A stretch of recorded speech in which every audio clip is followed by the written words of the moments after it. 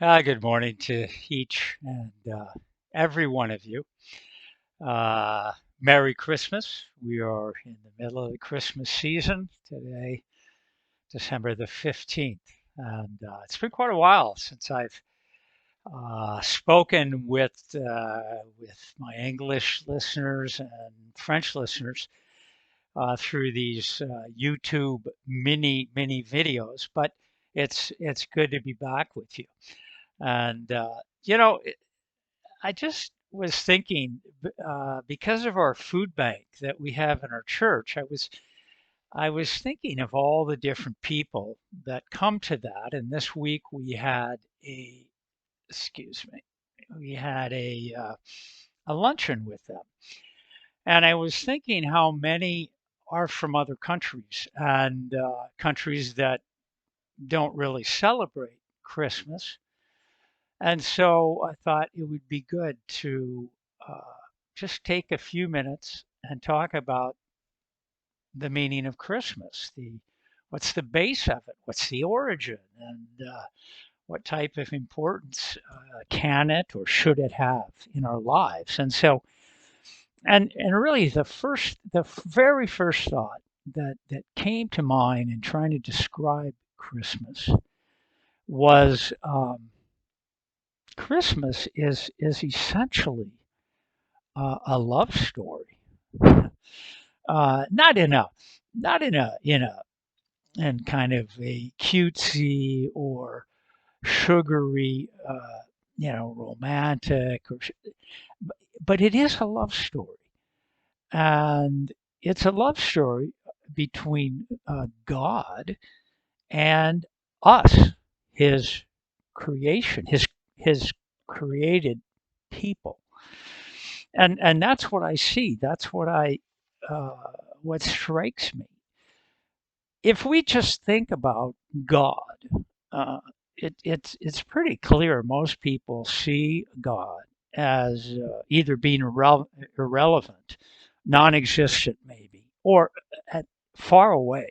He's detached. He's distant. He can be considered as cool, uh, uninvolved in our lives.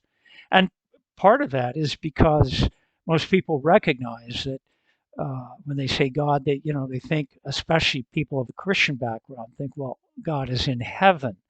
And so again, he's far away. We're on the earth, and there's this huge gap or separation between us. And yet, the whole point of Christmas is that we see God is not far away. He is with us. He has come amongst us through, obviously, the person of Jesus Christ. And so we see that through Jesus, God enters fully into our world, into our reality, into our lives. Jesus becomes a human being who is exactly like us, yet without sin. That's really the only difference. And so he lives, he breathes. Of course, he is born, and then he grows and develops fully as a human being. And he arrives, even though he is the Son of God. Jesus arrives with all humility. He lowers himself from a position in heaven to come onto our earth. And he really gets down about as low as he can get. He arrives in a stable with oxen, and donkeys, sheep, and it smells and it's dirty. It's not really the type of manger scene that we generally put up right in our homes where everything is pristine and clean and antiseptic. No, so he arrives and then he's placed in this manger. Now, uh, we manger means nothing to most of us. What he's placed in is a feeding trough. Okay, see, it's a feeding trough, and the symbolism there at his very birth is overwhelming. He's offering himself through obviously his parents who place him there. But Jesus is being offered to us as one that we can feed from. And we all know food is for life. Food allows us to live. And so even from the very moment of his birth, he's placed there before us to feed from him, to get life from him. And and we see that his parents are poor. His parents are not living in the palace, right?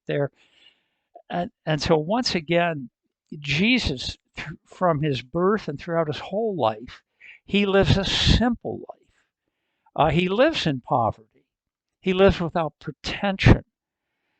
And and I believe this is again God saying to all of us, I've come for every single person, for the down and outer, for the homeless, for the person who feels on the outside of society. I'm there for everybody. And Jesus was himself an immigrant in the sense he came from heaven to earth. He immigrated to where we are. And then he also became a refugee, where he was forced out of his own country, Israel, and had to flee to Egypt under, of course, his parents' guidance. So he turns into a refugee. Once again, his life from the very beginning is a life that touches the most painful parts of our human lives. And then, of course, as he grows, we see when he hits the age of an adult and an age where he's going to start to live out his life and ministry around the age of 30, we see him beginning to teach what is God all about? What's his will for us in this world? And his biggest statement is love God with all your heart, all your soul, all your mind, all your strength. That's his first. And he says the second thing I want to tell you is equally as important.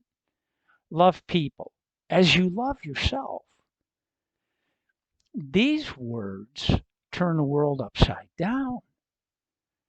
His whole link in his whole teaching to humanity, love God fully with all that you are and love your neighbor as fully as you love yourself. Of course, these words have never been put totally into practice by anyone else other than Jesus. But what a powerful teaching and lifestyle. And of course, for Jesus, it's not just talk. He does love God the Father, and he does love people. He heals and he delivers. And at the end, he dies. He dies for us. He is just. He is without sin. And so he is used as a substitute for us to cleanse us, to cleanse us from egotism and selfishness, rebellion, all the worst part of who we are. And that's his greatest proof that he not only loves God, but he loves us. This is why the Father sent him, so he could bridge.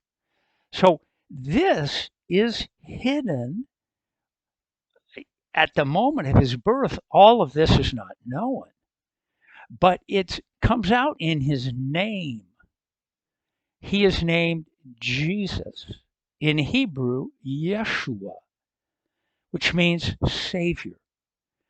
So even at his birth, through his name, we discover his raison d'être, his reason for being, his reason for coming and arriving. Yes, to teach. Yes, to give us an example of what a fully developed human being looks like. But at the base, his mission is one of cleansing and linking us to the Father, to himself and to the Father, and to each other. And so that's what we see. That's what Christmas is at the base. And I hope that you are living that. I hope that you have received this gift, Christmas gift, literally from God Himself, where He has offered you and me, His Son, Jesus Christ, to cleanse us and change us and make us all that we can be uh, through knowing Him and through having Him in our lives. So, Merry Christmas, Happy New Year in 2023, and I'll touch base hopefully sooner this time. Bye bye.